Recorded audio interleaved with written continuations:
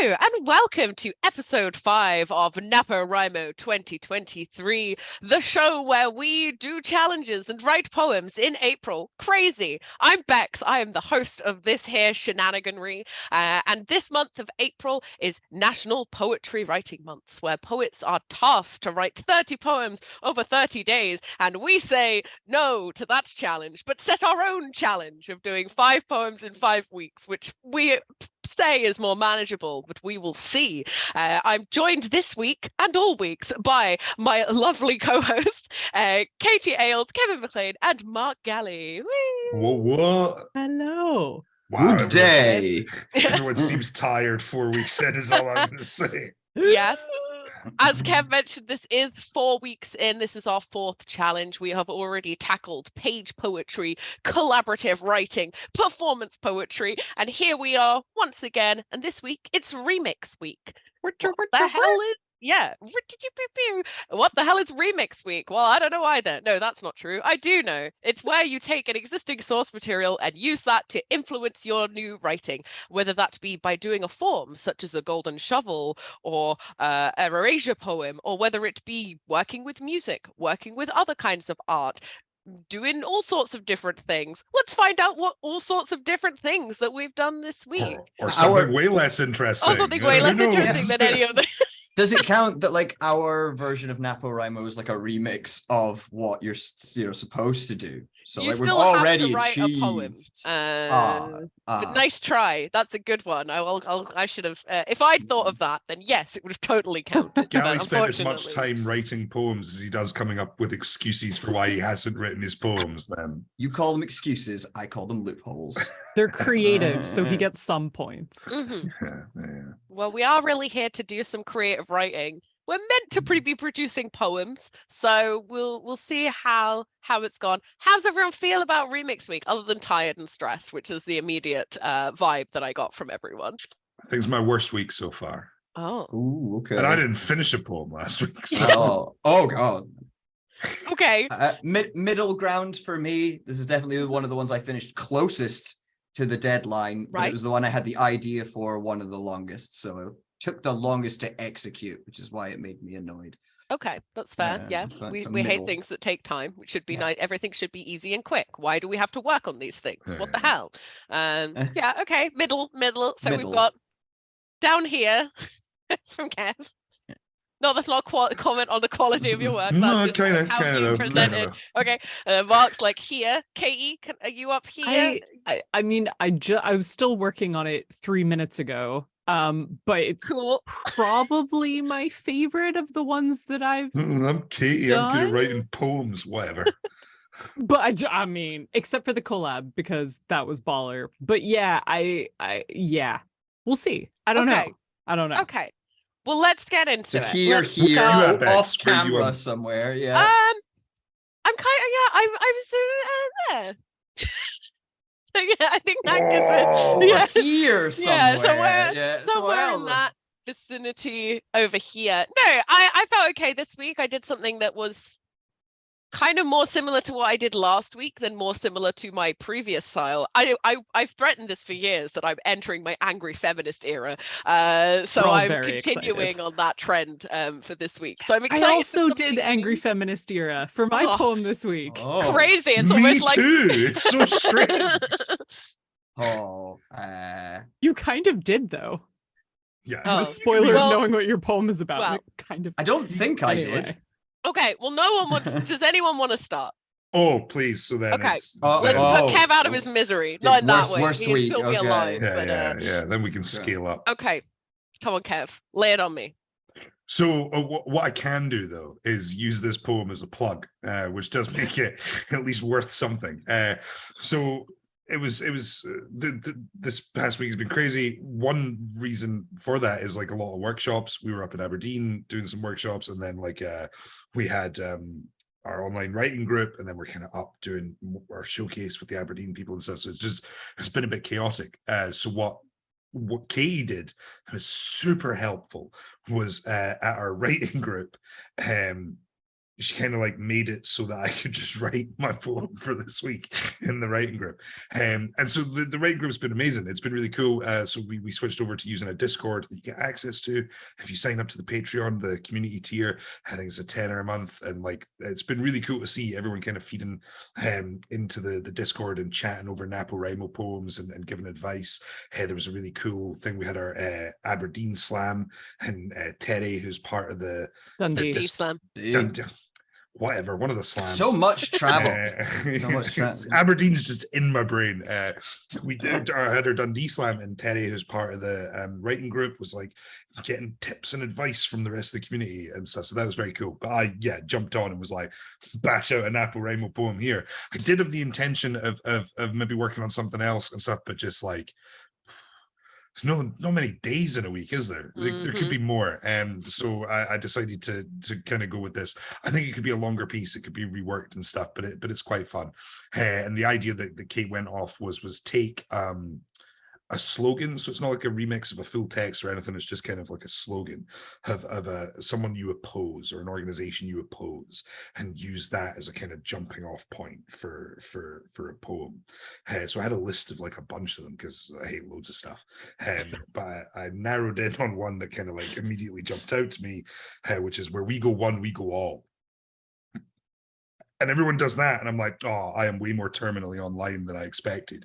And then I thought, even it's the QAnon catchphrase. Oh, right.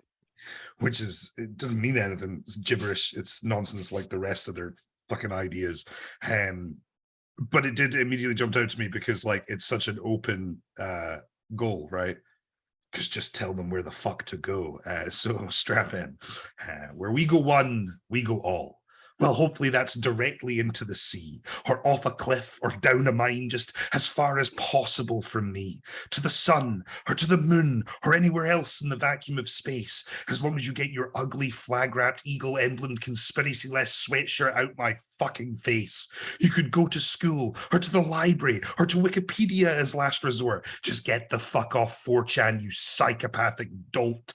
Back in time, to before I lived, preferably when the planet was still molten, or to the far-flung future, where your toxic bile's been long forgotten. Go to hell, to shit, to Timbuktu, to fuck, to jail, to be turned to glue, to therapy, to entropy, to the end of all you do. That's it. I don't know why you were ragging on your own poem. That's It's brilliant. so good. It's just short and kind of throwaway. It could be more. It could be, but that's where I got to, and I was like, that feels like an end. Cool. There we go. I believe it was Kevin Mclean that said the idea of a poetry is taking a very complicated subject and saying it in a very short and beautiful way. So yeah, but for your set, it would be about 3 minutes long, and it'd be Yeah. but I really like love that though. yeah. It's I don't want to say like it feels very Kev, because then I think you're going to think because it's angry that's Kevin. That's not what I mean. It's that thing. It's like it's obviously that is very angry. The opposition was built into the prompt, so that comes with it. But it's that very much that like that turning on its head, that turn of phrase, and the very like, well, if that makes sense, then this is your answer. Like it's like that kind of thing, but still in that like very, very like performance poetry, punchy kind of like rhyme through the way. The rhythm's really, really fun. It's like it's humorous so that it like gets the sort of like extra point in and stuff like that. Yeah, I think that's a really good poem. I think that's a very cool way of doing like the remix like idea of it as well, of taking like the small thing and sort of expanding out but also condensing down. Yeah, it's also somewhat of a remix in another way. So a poet, pal of ours, John Laurie, he has a poem that is kind of like a to an ex, and it's just wishing them varying levels of horror, and it's a similar kind of like cadence and tone and rhythm, but then like that in itself is like an homage to something like John Cooper Clarke has kind of done and stuff, that kind of that kind of pace and rhythm. So remixes all the way down, So shout out to John for having that poem he does stuck in my head. It's so good though. Yeah. And I because it was really fun running that workshop, and people came up with totally different approaches. Like some of the poems were quite like somber and serious, whereas others really lent into the humor of it. And I loved yours because so much of it is so like ridiculous and over the top, you know, go to hell to Timbuktu and all of that. But then there's the bits like go to the library, to Wikipedia, go to therapy. Like, Yeah. guys, you have a problem. Help yourself. Help yourself. Which I really appreciated it. And like taking their, you know, slogan literally, like where we go one, we go all. Well, here's where to go. Just away. Yeah. Please go away. Yeah. Please stop it. Stop it. If you're watching this weirdly, I don't know why you would be. Stop it. Yeah, I don't think they're still watching it after you've after that poem, Kev. Good, But it's not that's, like, for you. I also think that is a great thing, because where you would need an example like that, right, where in real life use of these kind of things, these assets, this like poems, where like a lot of spoken word has its roots, right, in this like working class, in protest, in rebellion, in speaking out and being vocal. You can't have a 6-minute ode. No one's going to pay attention. You want it to be a minute. You need a minute of just like, fuck you and this is why, right? And that's perfect. I think it's great, Kev. I was talking to Fiona well. Robertson about that idea of like picket line poetry and like how because the workshop we did in Aberdeen was all about kind of rallying cries, and one of the things I was trying to get across, and this is a terrible example of it, was how to speak to an audience that is not already kind of listening to you. And I think that requires a lot of nuance and maybe like, you know, metaphor and kind of like coming from an askew angle. But then there are times you want to galvanize, you know, you want to like pull people who do agree with you together, and that kind of sort of idea of like picket line poetry, you know, those ideas of like how you condense a message, and that's where you do get something like that, you know, take a big idea, boil it down, right? And so that I think that would be, you know, a fun one to do in that kind of capacity, right, of like where people already dislike the thing. You're kind of already speaking to the converted. It doesn't need to be overly like thought out. It's just you know, fuck these guys, but slightly more eloquent. So fun. Well, I think that's a great start to our political poetry remix week. No, I know it's not all political, because Mark looked very concerned when we all said that we wrote angry feminist. I would also like to go next, again, to get rid of my for different reasons to keep, but like Some people would say all poetry is political, and now over to Mark Gallie to prove them wrong. Ooh, we'll see. Okay. I don't know. So fill us in, Mark. So you know, obviously remix is very broad. I think I can kind of sort of show mine in the vast, you know, universe of remix. I went kind of like the Weird Al Yankovic version of, I took like a song that I've liked for a long time, or thought was really good, and already wanted to like, I was like, oh, this would be really good if it was about this. But my like problems with like, can't write that. That's not original. You haven't come up with that idea. That's not brand new. So like, so this is a perfect excuse to be like, well, had to really. And so I think everyone here is a fan, but I don't know if they'll have all necessarily seen the thing. And for the people out there, so the remix I have done is Bo Burnham's "Welcome to the Internet," except it's no longer "Welcome to the Internet." It's "Welcome to the Open Mic." Because I've always thought that was a really fun cadence and idea of the song, and it's already a bit of the thing, because like, you know, Bo Burnham, how do you satire? What is satire, especially if you know Bo Burnham's work and stuff like that? So it's you know, it's not even necessarily changing much of the message. It's mainly just changing the words to be about a different thing, but it's kind of similar because already there's a bunch of joining themes. I didn't do like the full thing, because Bo Burnham is a very talented singer and musician, and I am not. So mainly I want to go next, because I don't know, we'll go with I've half tried to sing. I'm not a good singer. Ooh. But for the piece, it doesn't need that. I'm not trying to hit any high notes. I'm just trying to hit a rhythm. And if you don't know that song, there's a bit where you'll be like, oh, I see why rhythm's difficult for this. So the meter workshop from Return to Form way back when came into heavy use for this. So, you know, let's do Welcome to the Open Mic. Welcome to the open mic. Have a look around. Anything that brain of yours can think of can be found. We've got mountains of content, some better, some worse. If none of it's of interest to you, you be the first. Welcome to the open mic, come and take a seat, but we only have so many, so you might have to compete. Squeeze up, get cozy, make a new friend. We're just so happy you have come to attend. Welcome to the open mic, what would you prefer? Someone screaming through the speakers or a quiet whisperer? They're angry, they're crazy, they swear they're okay. They bring it to you from the page to the stage. Welcome to the open mic. Put your cares aside. Here's a poem full of silly puns and tragic suicide. We've got students and authors and part-time pros and a bunch of excited artistic folk who just want to share, but paid opportunities are sparse. So welcome to the open mic. Hold on to your socks, because here's a lengthy poem that's just metaphors for rocks. It was written on the way here, and boy does it show. But lots of love to you for having a go.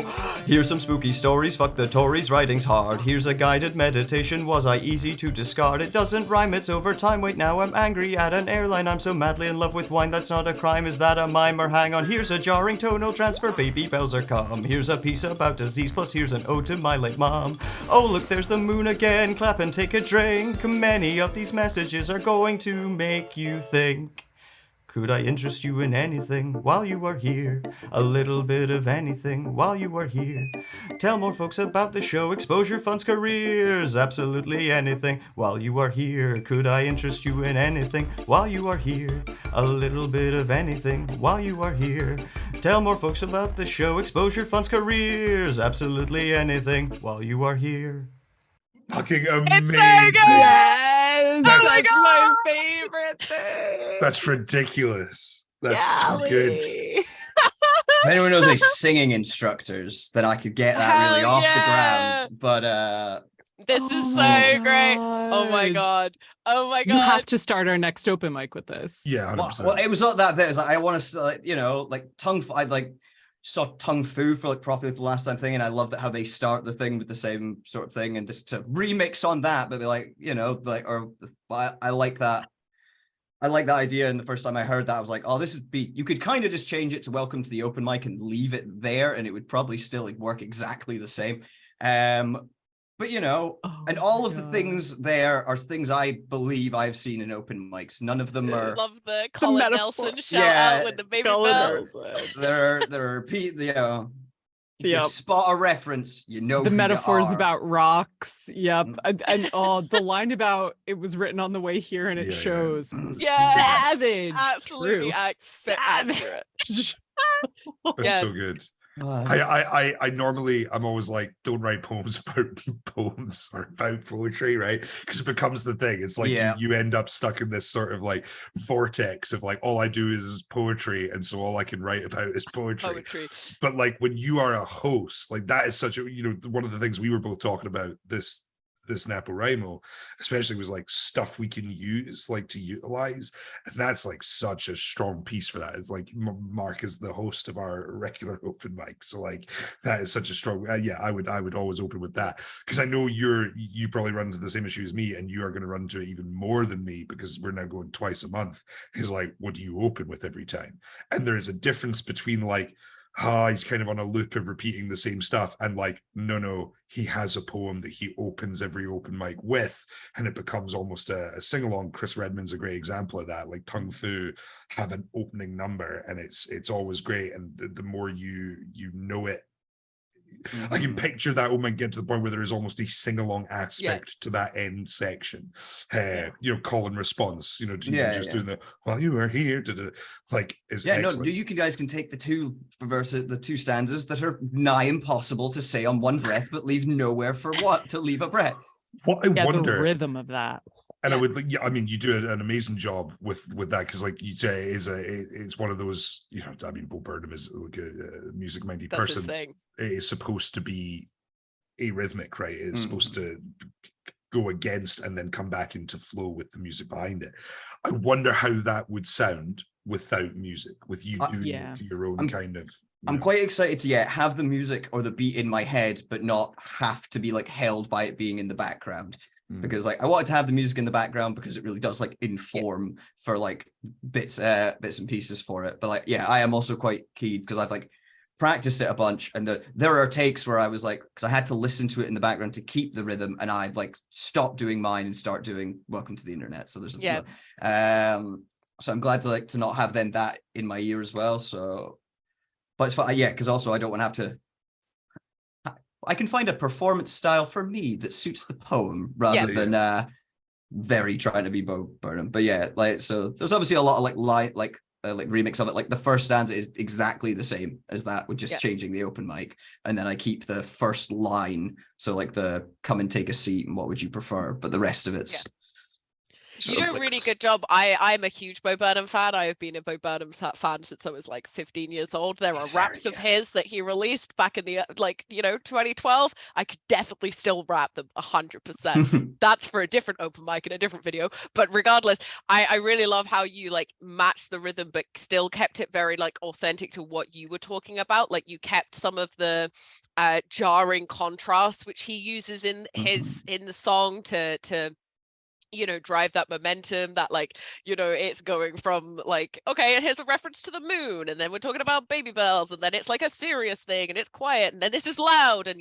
using all of those things to impact it feels very not genuine, but like feels very correct and appropriate for the source material that you're basing it off, but also feels super accurate to like our open mic, because everyone is welcome at the open mic and you can share whatever the fuck you want, but sometimes you might be following someone talking about baby bell being cum, or like singing about a murderous Peter Rabbit, just to name one poet. And that's like I say, that those examples aren't based just on the open mic that we run now. It's like from like open mics from like all over the shop, and so like it's the written on the way here. It's like seems like a thing, like seems like very targeted, but actually that seems really quite universal as it felt very universal to a lot of experiences of poetry. Like I feel like any poetry host or open mic goer would listen to that and be like, yup.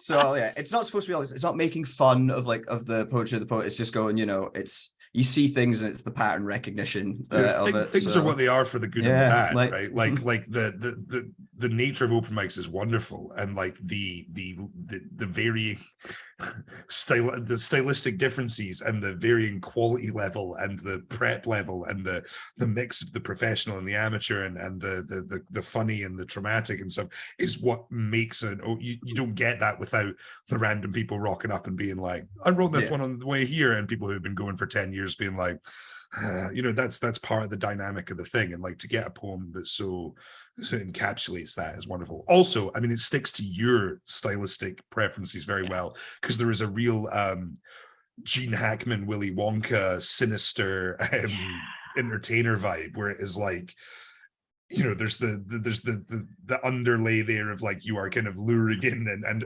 isn't it all fun, but underneath there is this kind of like current, which is great. If you haven't listened to that song, well, plugs, but for Bo Burnham, I'm sure he needs the views. Go listen to Welcome or watch Welcome to the Internet on YouTube or something, because the show inside is very, very beautifully filmed and stuff like that. That's not the full one. The thing is like twice as long, but then that second bit he goes into a much more instrumentally led and other part. Plus it would then make it 4 minutes, and I think for like especially for that start of the open mic, that's pretty much bang on 2 minutes, which is a nice hello, we're here thing start. It's not this huge back thing, which I think works, but the second half of that really leans into thing, and it's probably why this song has been stuck in my head since I heard it. Basically. It's catchy. I guess I'm gonna have to go and listen to Inside. I'm going to go watch Inside again after this. But I love that piece, Mark. It is like so fun. We were all just vibing. I'll probably cut to us all dancing to it here.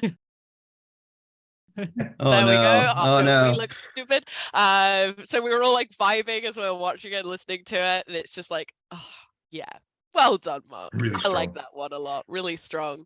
A good contender for maybe my favorite of yours, this NaPoWriMo. Oh, show. And I think as well, a really good example of like the way that Kev did his remix piece, and I know the way that I did is like remixing stuff that you disagree with or don't like, which is a common thing that people do a lot, especially with like found poetry and erasure poetry. But you can also remix stuff that you do like. And like, that's such a great example, like remix not only as like subversion and twisting, but also as tribute and like Homage. honor and Yeah. homage. Exactly. And yeah, such a great example of that. Oh, thanks, guys. Yeah. Speaking of homage and music, I might jump in here. Oh, since God, I'm the gonna have segue to was- close. Okay. Well, yeah, I mean, it's Soz hand, Go someone's for got it. to do it. Go for So it. glad I went first. For remix week this week, I also picked a musician who I'm a big fan of, which is Mr. Jack Hinks, our resident musician at Loud Poets. Everyone Jack already knows this. I'm doing Hinks. fake surprise faces. They knew that I'd done this. Jack. Yeah. So yes, it's Jack, obviously. Jack is a great musician, a fantastic photographer, an awesome poet. Like, actually, what the hell? Can't be talented at all three. Unfair. That's rude. But regardless, Jack has accompanied, if you've been to one of our live shows or seen online, you'll see that Jack plays alongside poets all the time, hundreds of poets over the years. And he's incredibly good at following the words that they set out after minimal, sometimes no rehearsal time, to provide some beautiful accompaniment that really enhances a piece, that really makes a performance special. It's what we were talking about last week in Performance Week, of making that a unique experience that can only be watched at that time then. And I wanted to kind of remix that. So I went to Jack and I was like, hey, can you send me some music and I'll write a poem to it? So Such a good idea. I love Such a good that. idea. That's So I so had, like, solid. no words to start off with, but just Jack. So Jack's very kindly agreed, obviously. So go check out Jack. Get And fucked. yeah, Jack was like, No. no. No. So Jack sent me his song "The Emperor," which is a great piece. So you can find it below. It's released now out and everything. And he sent me just the audio, just the backing track, no vocals. And I listened to it on repeat for 4 or 5 days, and then produced this piece. With the idea that his piece was called The Emperor, and his artwork is very based on the Emperor tarot card. And I sort of looked to the antithesis of that, which is the Empress, which is about femininity and devotion and nature and nurture and all of those things. And I used that as inspiration for my piece. So please enjoy The Empress, which does have an alternate title, which I will say afterwards.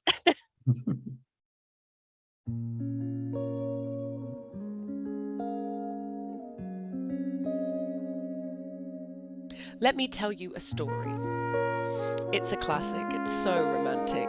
It starts with him and her, but their names are just semantics. When they met, she felt her heart begin to flutter.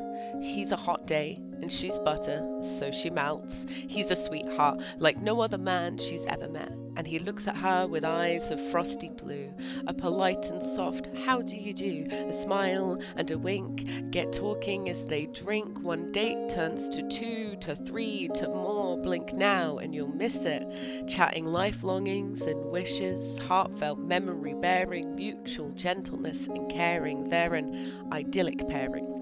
She's a bird with wings out wide, her feathers colour his lonely nights, and together they took flight. The world below to make right, they're at the start. With signing names, friend cheers, and gold rings, the first day of the rest of their life begins. No more living in sin. It's not perfect, but what can she expect? Every love story is flecked with tints of blue. She got her man, she can't have the universe too. They're now a pair. She sees her life merges to be theirs. To get help, she has to ask, though before she didn't need to. He fucks up little task and complains that he works harder, can't be bothered to answer, or swans off to tend the garden. The burden of daily duties piles up on her plate. If you could just take the bins out, that would be great. He'll do it later.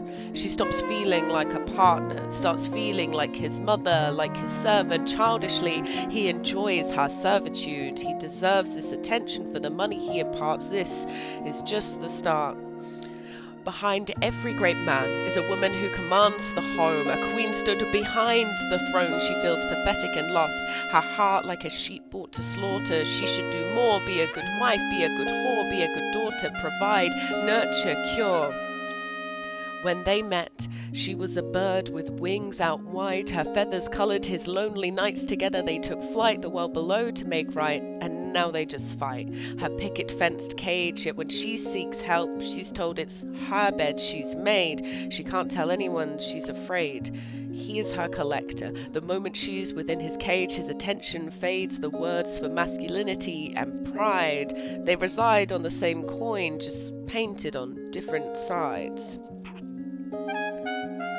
She traps the stars in her hair, lets it flows upward into the sky. Look up, don't look her in the eye. You'll see the weight of the universe bearing down upon her. Hold the scepter and the rose, make it appear that all is well, while inside she feels like she's in hell, and he can't tell. The moment he got her within his cage, his attention fades, so there they stayed. She won't leave when she's afraid. The life he has is one she made, her own life he forbade. So she waits. In his hand he holds her fate. This could be it, for her whole world has gone to shit. She works and tries, CEO and wife. She watches as his desire wanes, and when he strays, it's her fault he moved away. She doesn't live, she survives, and waits for her time. Careless, he leaves the cage open and watches as he cries, and she takes flight. And he's appalled, says he doesn't see it coming, but the signs were there, he was just looking elsewhere. She's a bird with wings out wide, her feathers grayed from turbulent flight. She's off into the night. Still time to make her life right. She's at the start.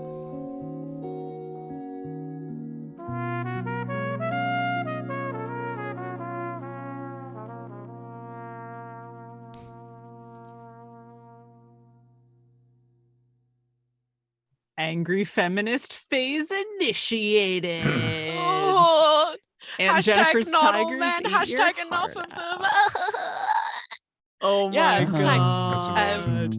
Adrian That's Rich Thank is you. crying her heart out. That's amazing. Such a That's fantastic dope. piece. That's Thank so you. excellent. Wow. Thanks so much. One of the things I love most about NaPoWriMo is that it is actually really giving me the opportunity to like experiment. I write normally very nonsense poems and funny poems, and I write a lot of them because I think that's what people expect me to write and what they want from me. So it's kind of nice to like swerve into something new and have you guys like it. So thanks. Yeah. Genuinely, this is like the last two have been some of my not to discredit the things you've No, of previously course. written. It's personal preference, right? Personal taste. I am very much like a spoken word fan over like a poetry fan. Mhm. And like the last two pieces you've done have much more spoken to my sensibilities and my particular preferences. And like that piece of music is such a great piece of music because that's the piece of music that should be under all poetry. like weird kind of soft jazzy, like, you know what I mean, like that's you could play that and I could read my whole back catalog of poetry to Yeah, the it's great. rhythm of that piece. There's these nice, like Jack does so well, and his style works so well with poetry because he has these kind of like flowing things that he can like change the rhythm of and not stick to like a very rigid, but then can still come and find the beat of and stuff like that. And like I think one thing in your delivery in general, right, because you write so often in form, and it works really well when you read something like your pun pieces or whatever, where there's this da da da da da da da da da, and you hit those beats very well. You're really good at speaking in meter. And like I think this has like you could see it forcing you I couldn't slow and stuff. Like even in that, I would love to see you really like I'd love to see Jack add a minute to that piece, because I feel it would let you stretch out some of those lines and find that slow beat, which is probably partly a comfort thing with the style, with the thing, but like you can see it, especially in the early part of that piece where it pulls your writing out in a way that you don't normally do, like that butter line. that is good. that is a line that you're always capable of writing, and put, you have amazing lines, and it's like a piece of advice I give a lot to writers is like, let them hit, and like and space them out, put some filler, and like it seems counterintuitive, but No, every line, all bangers. every line is integral to the next line, and this rhythm and beat and da, then like it becomes this monolithic thing. Whereas if you can like spread out and slow down, it's one thing that music really allows you to do, is allow a line to hit and give it the beat and then come back in and like roll with it. And that line, you do that throughout this poem, is you give yourself more space to let those big lines really land. And like I think when you break out of that structure, it allows you to kind of, show off a bit more of what you're able to do in terms of those kind of lines, when you're not so rigidly held to the structure or the form that you're trying to complete. And like, yeah, I think it really swings, like shows off your range more. Really beautiful. Thanks. Thank you. I want to watch it again. I like literally, it's the bit, as soon as I finished it, I was like, I want to go again. And that's not because like I didn't get it or the thing. I'm just like, again. Yeah. It's like, yeah, like you just, yeah. But you could also tell, like, you could tell it's like for all the brilliance of like of Jack's music and the flow for it, like you can tell that you've had like, interesting to see that reverse, if you can tell like where the music's influenced like your head reading of it, kind of like it's of it, but then when it's sort of like out there's the want to speed up and so it's such a beautiful piece of music. And for all that, the bit of your like angry feminist poem, it's like I don't know, for me to listen to it, it almost sounds very romantic, like it's very like almost like film noir-y kind of like this like beautiful undercurrent of it. So it's like for like all the subject matter is like that bit of bang on, but I then want to hear more of the next bit. I'm like, God, do it again. Like just the, it's so fascinating seeing that sort of ekphrastic work, especially when you know someone's style. Because like what you're saying there, Gallie, I see it, like that's what I mean. I can see you hearing that piece of music and starting to write to it, and then I can see that idea developing in Bex's head, and Bex try to pull that back to where they want to write to, because your language and the writing becomes much denser through the piece, and it's you almost kind of fighting the piece a little, like you let it guide you and set you in motion, and then it's like you get the grip of what you're wanting to say, and your own internal want to speed up comes in. But that so works with the jazzy kind of vibe, because it is that push and pull. It is that like, and then it enhances the thematic idea of the poem of like you are being guided through, but then you want to push your own.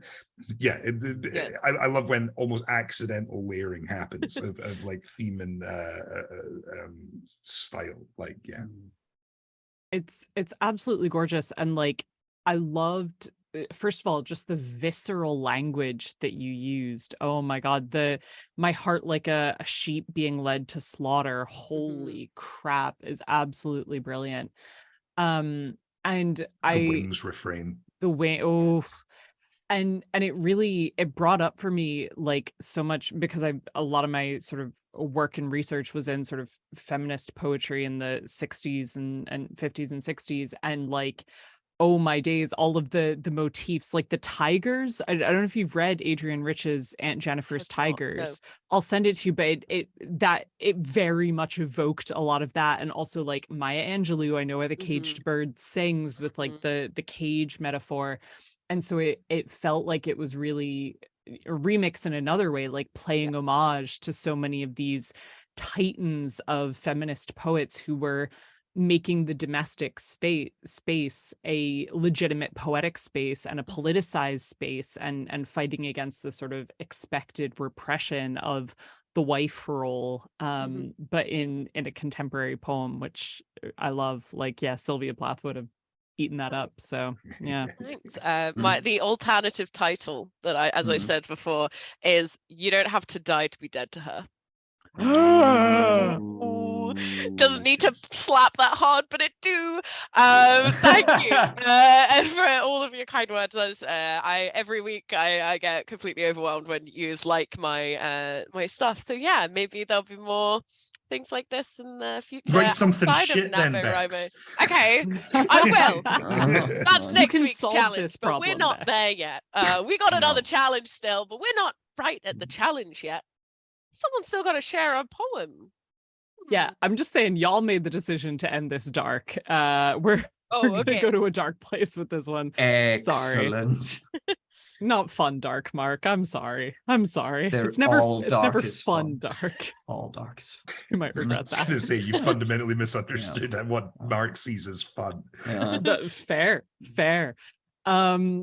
Yeah, so I was thinking a lot about remix and different possibilities for remix, and as Kev was saying, I did that workshop for our writing club where we were sort of remixing political slogans, and I thought about doing that. I started a poem where I was remixing the hashtag women won't weeshed, but then I just got really angry, and also my internet browser now thinks I'm a raging transphobe, and that wasn't helpful, so I had to get out of that headspace.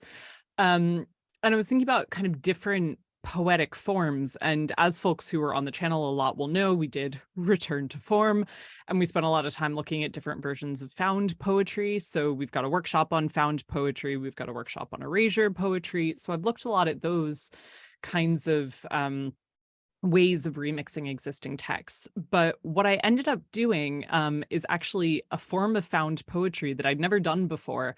And I had heard of it, but kind of forgotten about it until I did a workshop with Nassim Rebecca Azel over the weekend at the Glasgow Zine Library, which was fantastic. And we played around with this form. So it's called coupling, and it's a form invented by the poet Karen McCarthy Wolfe. And basically what you do is you take an existing piece of text and you break it down into kind of phrases or lines, and then you intersplice those lines with lines of a new poem. So we'll put up on the screen just so you guys can see what I'm talking about. In my poem, and I'll read it in a sec, there is an existing text, and that's the blue.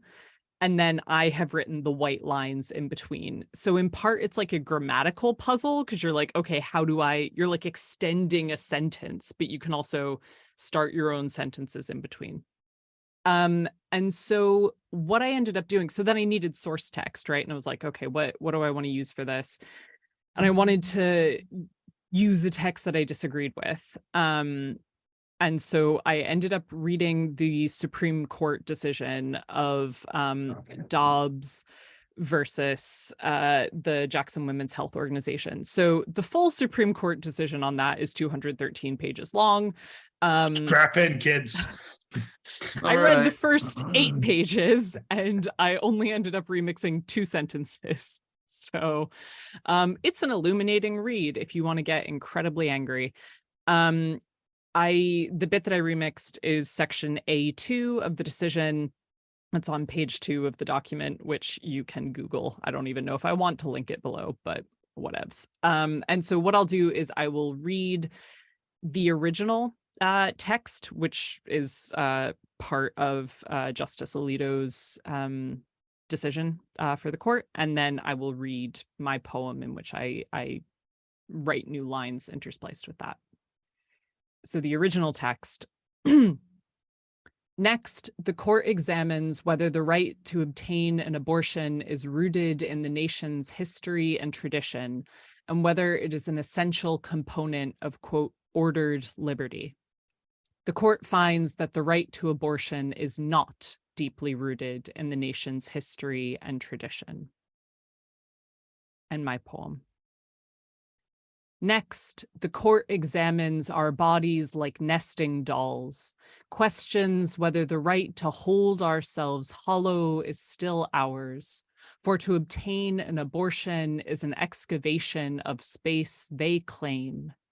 The court is rooted in the violet ache of our wombs, seeding this nation's history through our fallopian tubes with God and tradition and hungry fists. Next, the court asks whether it is an essential function to be free, since a core component of having this body is having it seized, this ordered liberty, this clenched holiness, this bleeding rip. The court finds us sinful and flippant, finds that the right to ourselves is too much, determines abortion is not a native son, not a good soldier deeply rooted in red, white, and blue, not trained in the nation's battle tactics, not fluent in its proud history and tradition of planting flags in every land it does not own. Wow. Incredible. Okay, I was wrong. It's not all fun. I was like, Mark might regret that. No. Yeah. Yeah. I mean, yeah, super powerful, Kate. Like, I mean, you're writing, especially on subjects like this. Like, I know you have written extensively, like, about, you know, the politics of your homeland. Poems you have, like Guns and Swallow and stuff like that, are like some of my favorite pieces that you put together. And I think one of the reasons that, like, it works so well, and like this is excellent example of something you do that I don't see a lot of people achieve with the same seeming ease, which is to lace a piece with the vocabulary of the subject without the specific use of those words, like the sub-uses. So words like seeding this nation's history, and the idea of seed, right, or core, or like hollowed, or blood, or whatever, like that are not the explicit use of those words that connect to that theme or that conversation, so very much evoke like a picture of that subject that's so connect to it, is like flawlessly done. Like the paired metaphor of the soldier and stuff, like the idea of like what is acceptable death in America and stuff that hints at these much larger subjects, you know, the idea of like even a simple thing like they claim, right, and like what that means in the context of a court's claim of decision and the seizing of space and stuff. Like, you know, we often comes up and we talk about that idea of like a big subject said, you know, wrote small, wrote beautifully. And that is what I mean by that when I talk about like poetry. And that's very much in my mind a page poem, where like the more you read that and the more times you read it and the more you pour over it, you are going to pull forever extra pieces out of that. And it's like that's where you see that done so well. Yeah, really. Thank you, Kev. Exceptional. Yeah. Yeah. It's incredibly powerful how much you can get out of effectively quite a short piece. I'm sorry you had to read all of the documents. You read 8 pages and then you found the quote on page 2. We won't link it below. If you're that interested, you can Google it. But it's a case of the way that you've woven the section that you've chosen is so prevalent and so impactful in the piece, like ordered liberty and the court finds, and those shorter phrases add so much weight in, because when you're performing it is read in the middle of a sentence and it's not sort of like super obvious. And that's what we've spoken about with golden shovels and with other forms of this nature, when it's a case of the words are impactful because of where they are placed, but it doesn't sound like, you know, just because it's at the end of the line doesn't mean it needs to be at the end of your sentence when you're reading it. And the attention of using their words against them is like obviously a hugely powerful thing in poetry, to particularly in rallying cry poetry, in activist poetry, in political poetry in general. And this is a great form, never heard of that before as well, which is awesome. Fantastic. Really, this is such a well execution of like using what they have set out to heart to advert those expectations and to reinvent, you know, basically claim back what they have put out into the way that makes it narratively sensible and meaningful and powerful and all of those other full words that are there. Thank you. Yeah, it was challenging to write. At least to get started was quite tough, just because of sort of the puzzle nature of it. Like if anyone's written a golden shovel, you're like, okay, how do I work this or a grubby word shovel into the end? Or a grubby shovel. Yep, even harder. Technically harder. But like, but it's that, except with whole phrases. And then, so it was interesting because I kind of like, I delineated it, like I hit enter kind of arbitrarily and then tried to fill it in, and then kind of went back as I was going. I was like, oh, actually, if that is on the line above and then not there, it'll work better grammatically. And it's interesting as well because it's kind of remix or found in another way too, because that line "too much" is from a different part of the Dobbs decision, when they say, I'm to read out another line just to justify reading all of the decision. They say attempts to justify abortion through appeals to a broader right to autonomy and to define one's concept of existence prove too much.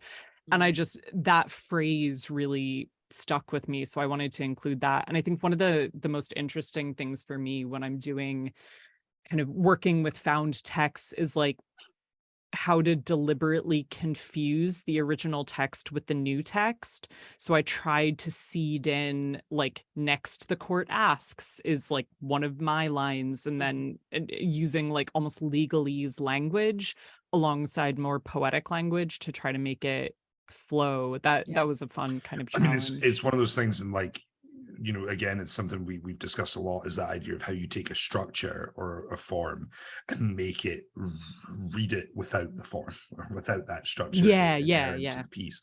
And like, if you never mentioned that was, you know, taken from that specific thing, you could read that with absolutely no introduction and people would absolutely understand what it means without real. And then if you went, oh, by the way, that every second line is actually from the decision, the text of the thing, it would be like, oh, right, wow, cool. Like, I don't think that is inherent to the performance aspect of it, which is, I mean, like that in itself, to do that smoothly, like, you know, when we've all written Golden Shovels and stuff, you're kind of like, crowbar this one in, like, huff and nagel that there, okay. Whereas like there is a real flow to your piece. And I mean, one of the real benefits of you not being like a rhymey poet, I suppose, is but you find that flow in a very different way. Like I use rhyme like as a way to make that kind of cohesion in a piece work, whereas like you do it very much through like pace and tone and the, like I think that littering of thematic words and stuff that I was talking about, it's really interesting where you know, you maybe strip away, you know, rhyme or kind of assonance and consonants and you're still left with something that feels whole. It's an interesting I'm not smart enough to dissect exactly how you manage that, but good job. Yeah, thank you. It's like, it's because it's like, you know, the triple threat of like, I guess use the word perfect for the thing, but it's like, it's such a wonderful form to use in general for that particular kind of like response, to then pair it with that, like, you know, that finding that pairing in that subject matter, and then to add on like your like perfect pairing of the performance. So you get like the form influencing the writing, influencing the performance, influencing the writing, going back into it. It has this very powerful, like, complete cohesion. It, you know, like, to it all, it feels like it was, you know, it's because it's that slight, like Bex said, that like using their words against them, but it feels like, here's what you're missing. Like, here's what this should say. You know, like the very literal read between the lines. And that's exactly what I was thinking. Yeah, it's literally a form that invites reading between the lines. I think as well, because this is something, this form is so new. Karen McCarthy Wolf is a very current writer. And the way that she defines it, and I'll put links below to resources. So if you want to try writing in this form, absolutely, I'd highly suggest it. But in her sort of definition, she says the response line is intended to act as an asymmetric mirror of the original. You might have rhyme, assonance, repetition, or variation. So like part of the form is not just filling in the blanks, but like really mirroring and playing with how those lines respond. And I think that that's something, because my lines are so short, I didn't really do that. Whereas in other poems that people have written in coupling, it's like quite a long line and then the response line rhymes with it or does something else. But there's a lot of opportunity for play. But you could say that the spirit of that is that you say that maybe because they're shorter, you've not been able to like directly mirror in the same way. But those individual lines as a whole form a mirror of the other side of the conversation. So it's like, you know, rules is written versus rules intended, right? RPG nerds. But yeah, thanks guys. I enjoyed writing it. And it was interesting, one thing just to flag, because Kev said this last night and I hadn't even been thinking of it, was because I ran it by Kev because it's darker and I wanted to make sure it was okay.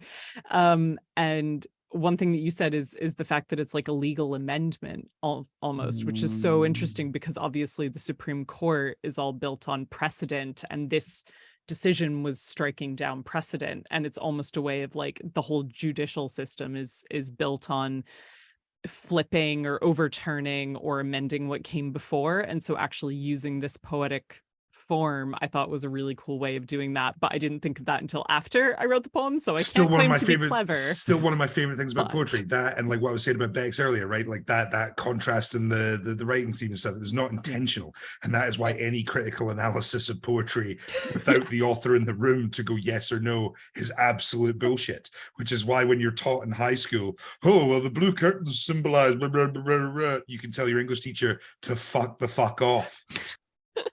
Please don't tell your curtains. English Tell them. teacher Tell to them I fuck said fuck fuck off. the poets, fuck off. yeah. No. Well, now we've The author is upset. dead. Yeah. Kev will be No. dead if the GCSB board ever hears that he said that. Bring it.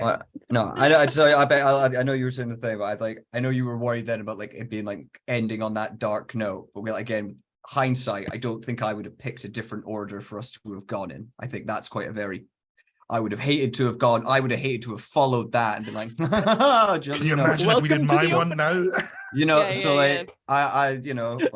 A really good, really powerful poem, and not the note that we're leaving it on, because I think we've got other stuff to do. That That is there's more to very come. true. I mean, Right. we're pushing close. through April. We're way past halfway. We've got like one challenge left. Just one little tiny, itty bitty, teeny tiny challenge. And obviously, because it's us, it's a pretty big challenge. This week, we're going to be looking at something else that is very close to our heart, which is film poetry. And by this time next Sunday, we're all going to have a new film poem to share with you. So we have 7 days to make this. And now, if you are joining in at home and you're like, well, all I've got is a shitty webcam and a shitty mic. Hey, hello, this is me. There is stuff that we can do. There's some stuff that we're going to help out to help you if you are wanting to join in, if you're wanting to do a film poem. We're going to have all of these resources there. But Katie, do you want to give us a little more about like what we're talking about, what we're meaning? We're going to set some more, not necessarily rigid, but we're going to discuss some different options for the next week before we leave the episode off with a great example. Yeah. So I think with this entire NaPoWriMo journey, right, we have been looking at writing work which only works in the medium that we are giving it, or works best in the medium that we're doing it in. Remix is maybe a bit of an exception, but with the other ones, it was sort of, okay, poetry that only works on the page, that only works in live performance, that you need 2 people to do, right? The collaborative challenge. And this is the same. I would encourage folks to think of it as, what is a concept that will only work in film? Now, that's kind of like the extreme level of the challenge. You are more than welcome to, take a poem that you have already and film it. I think especially if you are someone who is kind of new to having your work filmed, it's good to have a play around first, get used to whatever equipment you're using, even if that is just a webcam. And something that might be fun is actually saying, okay, how can I write can I do a Zoom film poem? Can I do something that really plays on that? Obviously, Bex and Mark's poem for the collaborative challenge was kind of, using that format of someone sitting in a chair speaking to a webcam, right? So have a think about that. Have a think about concepts that work best on film. There's a beautiful whole world of cinepoetry out there. I know that we're going to be sharing some examples this week. So do check those out. We've got tons of great stuff on our channel. But yeah, have a think about what you can do with film and video. So I think for the four of us, obviously, yous are all welcome to join in, but you're not behoved to the same punishment if you do not succeed as we are. What parameters do we want to set here? I don't know whether it has to be a new piece. I think if it's one of your old pieces that you want to make a film about, I'm okay with that being fine, even if it's not from this NaPoWriMo. You know, I think it's just, we're going to get a bit creative and see, you know, what floats the boat.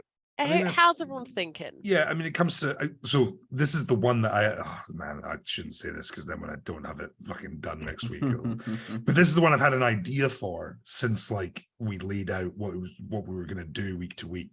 So I haven't done any work on it, obviously, but like I have an idea.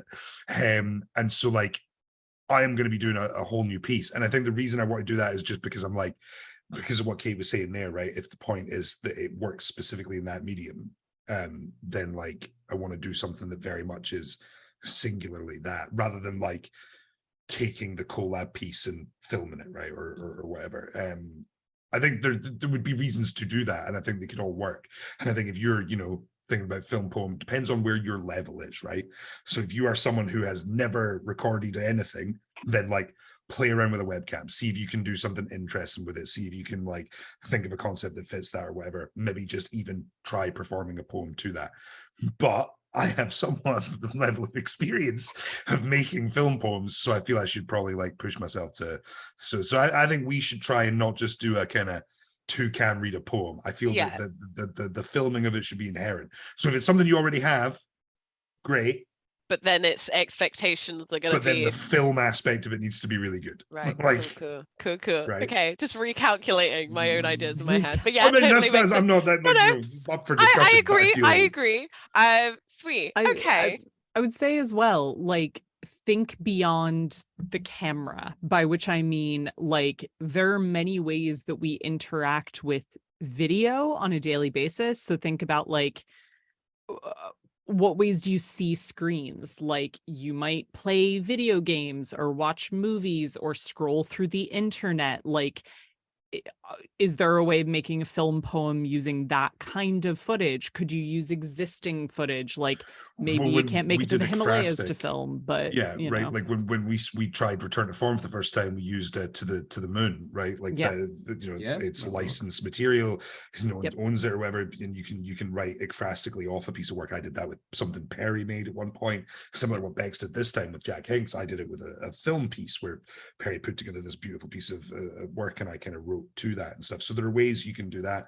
There are loads of free resources like Pexels where you can Pexels is excellent. Get footage that you didn't shoot to put stuff together. So yeah.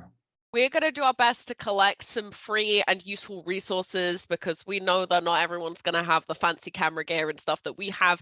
So we want to make sure that if you are interested in doing this, that there is some resources there for you. You can find various stuff below. We'll be sharing stuff across our social media this week at IAmLoud Pro. You can tweet at us, Instagram us, like whatever. If you need some advice or if you're looking for something in particular, we will do our best to help you. Okay, we might not be able to answer everything, but we will do our absolute best, and we'll be around this week. If you are watching this at time of recording and at time of release, tomorrow is our fabulous open mic. Come and see Mark do his open mic poem, probably there. So that is at the Kilderkin in Edinburgh. Doors are at 7. Start at 7:30. We're filling up pretty fast, so I would get there at 7. Most of our slots are filled, but we always keep a couple on the door. So just come and see us if you want to share one of your newly written NaPoWriMo pieces or one of your older ones. That's cool too. So that you can find more details about that below. We also will have as well as doing this podcast, if you haven't had enough of me and you want to hear me do more podcasts, I have another podcast that I do. Jingle Bells is a seasonal Christmas movie podcast, but we're coming back a little early this year. As I hinted at last week, I'm getting married. So come and join us for Wedding Bells, our wedding movie podcast, which will be kicking off the day that this is out. We have released our first episode. So please come and listen to me rant about weddings and talk about our first movie 4 Weddings and a Funeral. Yes. That's Oh, very Um, good. Classic. So Mark is our lovely editor, so he has heard all of the episodes. And They're can all vouch that very they're good. great. Oh, Cool. excellent time. Come You and ain't watch ready me. for synopsis time, Jingles, yeah. Come and watch me be a fool there if you haven't had enough of me being a fool here. But we also have a wealth of various things for you to watch. Our live show from last month was sold out. Thank you everyone for coming. That can now be found on our Patreon. As Kev mentioned earlier in his very, very timely plug, our writing club is up and kicking. Come and join our Discord, have a chat, share your work, get some tips, just, you know, talk about events, make some plans to go to some poetry with some other people, whatever. That's a great space too. But we're going to leave this episode with I know it's one of Mark's favorites, it's one of my favorites, it's a great film poem that we did on quite a limited budget. I say I wasn't involved, but was done on quite a limited budget and can kind of show you what you can do with just a camera and a bit of ingenuity, and obviously the genius of Perry Johnson. So please enjoy Josh Overton's Halfway Man as we leave off this episode, and we will see you next week with 4 brand new film poems. Does everyone say goodbye? bye. Bye.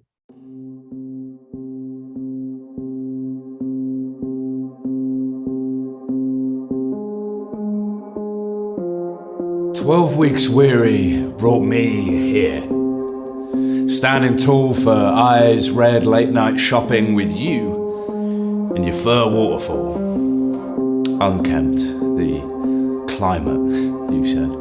I bought wine that night. Walked you halfway home. Half gentleman, half coward was half of what I meant to say, 'cause I saw you straight away. And I knew no fucking chance.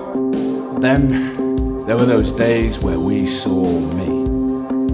Arms spread wide for wind, wound up, working at waiting to take off and leave this place, but sincerely hoping we were set to stay. It's why, I think, you always kept on at me to keep on going, laced with that intense cliff-hanging teaser suspense, yet never really wondered why half the shit I said didn't make any sense. Last time I was that high, I slammed the door on my hand. Ink blue bruises climbing all the way up to paint past my knuckle before I realised I am not an observant man. It's why it took me so long to see sweet bruises in your fingers, reaching out to paint pictures of romance sunsets, slow dancing wedding receptions, and post-toilet seat left up argument sex, all packaged and posed as a question. Next. Reading the stutter steps that fell from my lips, you caught me by the bootstraps, stopped me from falling. It's why I find myself busting mid-sleep heads off walls and calling out your name. 'Cause I never meant to play those Groundhog Day games with you, going for start over and rinse and repeat our feelings till we're both just kneeling, begging to know what the other one wants.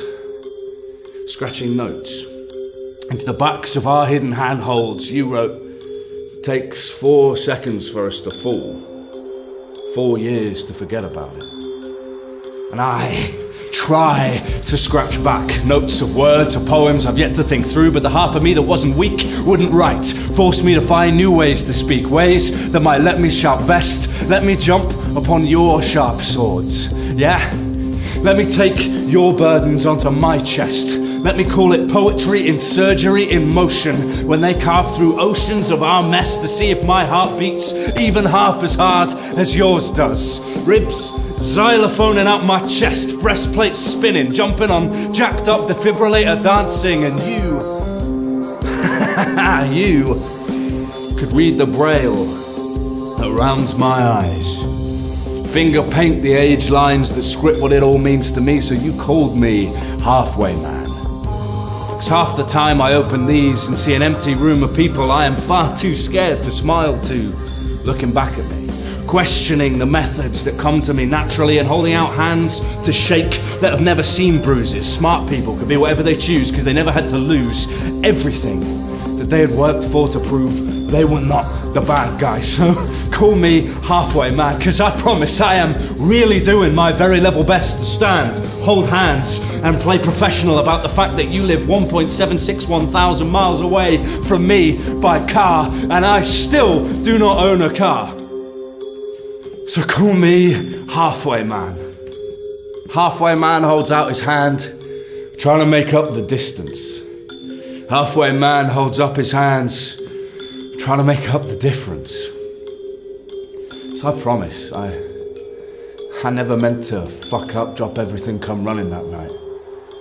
Sharp swords and fur waterfalls have taught me far better than that, but I remember, alone in our home, learning the real names of lives we led, healing the hurt scars of the nearly dead, and crying out pieces of ourselves, hearts pounding from fearing of falling, picking up pace, pulse punching through veins, beat racing with the need to breathe. Please, believe me, it was worth it. I remember that heartbeat because I heard it. Past every cigarette smoked alone in your room, Pall Mall fumes climbing all the way up your silent solitude. I heard it shout, I love you. And I whispered back, yeah, me too. Det är ju bäst, draga mig.